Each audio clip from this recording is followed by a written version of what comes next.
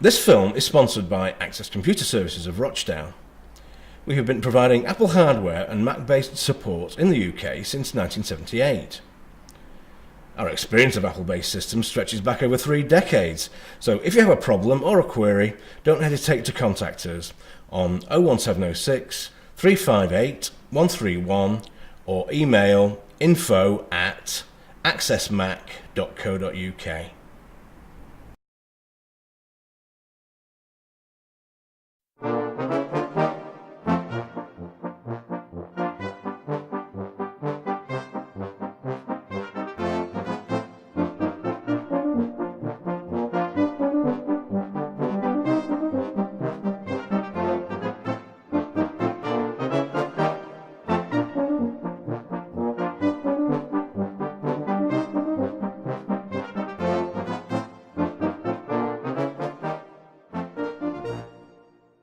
The Whitworth Historical Society Museum, hidden in an old mill on North Street, Whitworth, is a real gem and well worth a visit. Look out for the sign opposite the Sportsman's Pub, and if you're an expat, you'll know it as the Rostran's Arms. In October 1973, Reverend Philip Foster, Vicar of St John's, called a meeting in the old Civic Hall. This was attended by 17 people who went on to form the Whitworth Historical Society.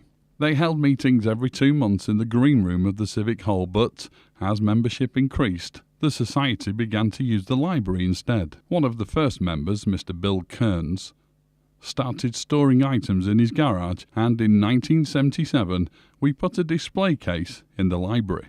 From these small beginnings the museum grew, first being housed in a room at the council offices, then in Market Street Methodist Chapel.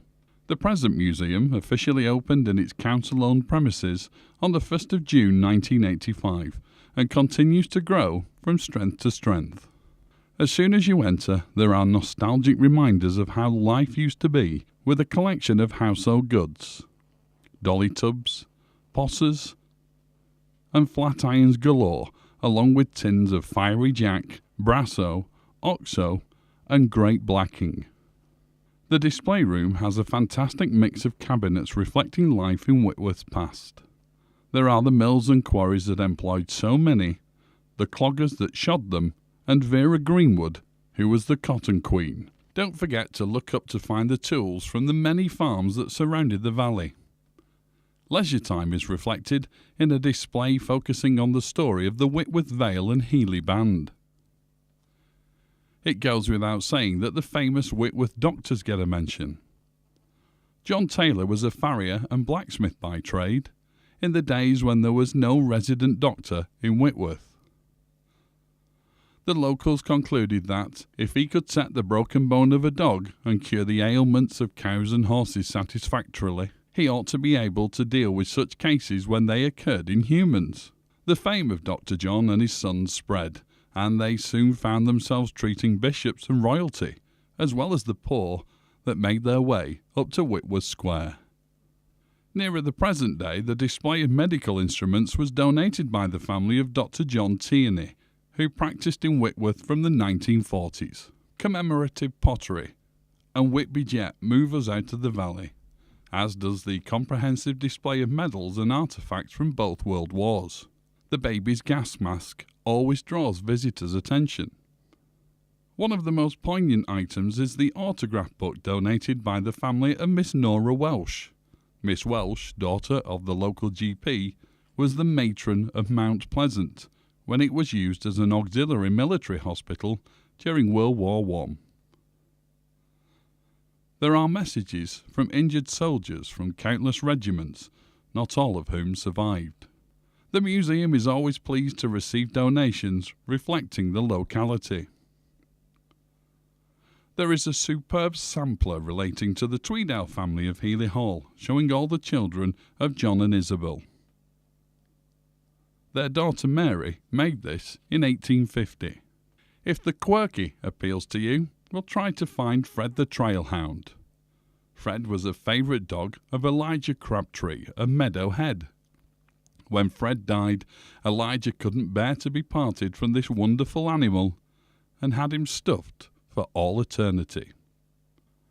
For those who are keen to find out about any family who used to live in Whitworth, The committee room has untold treasures. Were they born or died in Whitworth? We have records of birth and death returns. Where did they live in Whitworth? We have the rate books from 1895 to 1955. Did they go to school in Whitworth? We have St Michael's logbooks, Lloyd Street Rolls of Honour, and lots of class photos from every school in the valley. Did they die in World War I? We have information on all those mentioned on the cenotaph. Did they have evacuees stay with them during World War II? We have many records about the evacuee families and their hosts. Many local families have already been researched. This information is constantly growing and available to any visitors. Photographs and copies of documents can be ordered for a small fee. Other items on sale are postcards, key rings, tea towels, and the ever-popular fridge magnets of the branch line stations from Rochdale to Bacup. Our range of publications is always being added to and includes histories of St Bartholomew's and Holford Congregational Church, the Whitworth Doctors, and Coombe, the Valley that Died.